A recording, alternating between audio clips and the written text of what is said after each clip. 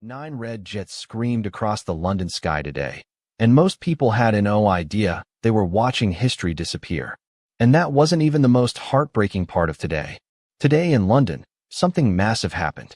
Thousands packed the streets. Kings, queens, princes, princesses, soldiers, horses, flags, music. On the surface, it looked like a celebration. But underneath all of that pageantry, there was a farewell nobody announced. There was a soldier who should have been there, but wasn't. And there was a moment on that palace balcony that quietly told us everything about where the British monarchy is headed. But here's what nobody is talking about. The red arrows flew today, all 9 of them. And after what I'm about to tell you, you will never look at that red smoke trail the same way again. Stay with me, because this gets bigger. It was barely past 4 in the morning, and Corgan Gomminginger was already there, standing on the mall, in the dark, alone. He hadn't come from across town.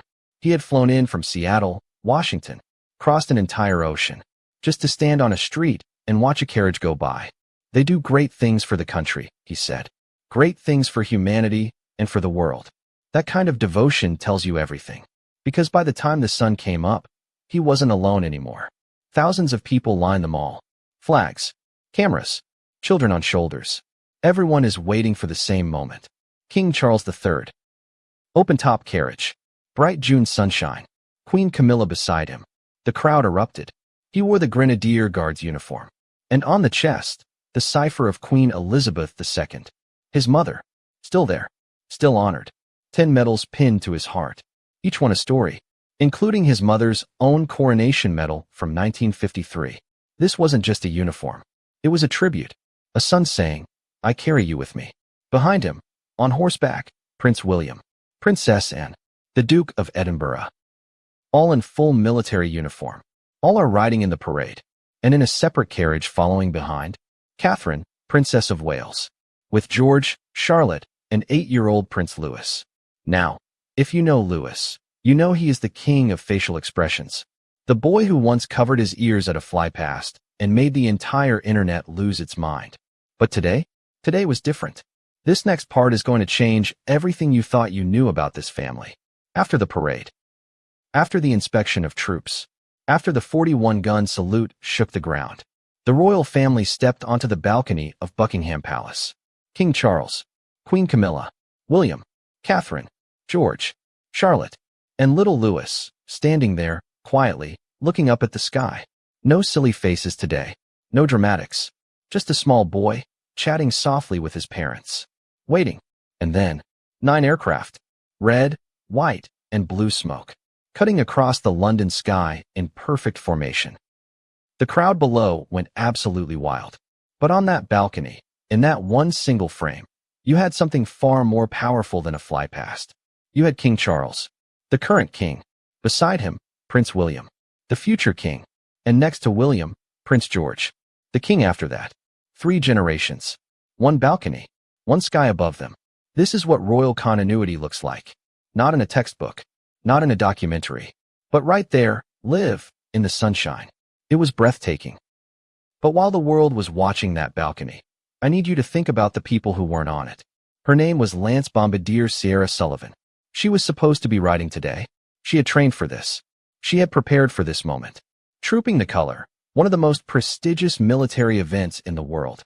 But in May, at the Royal Windsor Horse Show, she fell from her horse. And she never came home. Today, her regiment, the King's Troop Royal Horse Artillery. They showed up anyway. They fired the 41-gun salute. They marched with precision.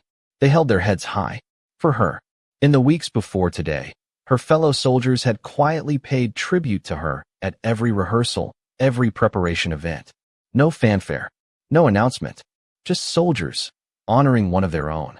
Some moments are too heavy for words. That was one of them. Now, it wouldn't be modern Britain without a little tension in the crowd.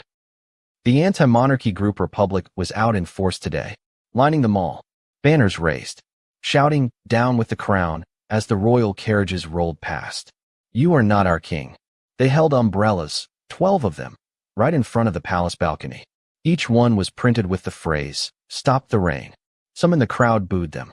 Police moved them back. But they made their point. And honestly, that's what a free country looks like. Thousands cheering. a handful protesting. Both allowed to be there.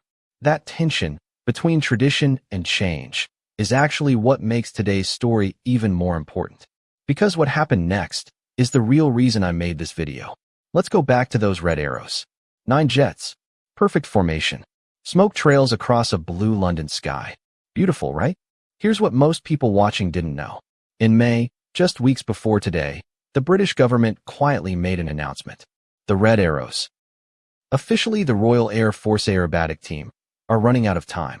Their aircraft are aging. The fleet is deteriorating. And maintaining all 9 jets has become unsustainable. So the decision was made. From now on, the Red Arrows will fly with only 7 aircraft. 7, not 9. The full 9-plane formation, the one that has defined British air shows for decades, is being retired. Except for 2 final occasions. Today, Trooping the Color 2025, and in July, the 250th anniversary celebrations of the United States. That's it. After that, 7 planes. Forever. So when you watch that footage, King Charles standing tall on the balcony, William and Catherine with their children, little Louis is looking up at the sky, and 9 red jets flying above them all, you were watching something you will never see again. A full formation, over a palace, carrying 70 years of British history on those smoke trails. King Charles wore his mother's cipher into battle today. A fallen soldier was honored in silence. 3 future monarchs stood side by side, and the Red Arrows said goodbye, in the only way they know how, at full speed, in perfect formation, together. This wasn't just trooping the color. This was the last salute. So here's my question for you, and I genuinely want to know. Watching all of this, the pageantry, the history, the emotion, do you think the British monarchy still matters in 2025? Or is it a tradition that's slowly running out of runway, just like those Red Arrows? Drop your answer in the comments. Team Monarchy or Team Republic? I read every single one.